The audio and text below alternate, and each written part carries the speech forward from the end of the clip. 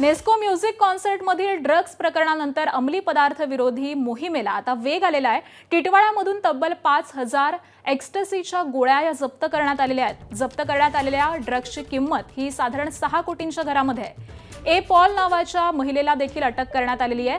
तर काही दिवसांपूर्वीच अंमली पदार्थ विरोधी कक्षाच्या घाटकोपर युनिटनं साकी नाक्यामधून 200 एक्स्टसी गोळ्या या जप्त केलेल्या होत्या आणि त्यानंतर आता पुन्हा एकदा ही कारवाई करण्यात आली आहे। तर या ड्रग्जचं टिटवाळा कनेक्शन देखील आता उघड झालेलं आहे।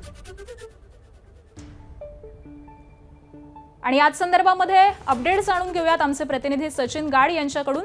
सचिन, अधिकची काय माहिती मिळतेय, कशा पद्धतीने ही सगळी मोहीम राबवली जाते?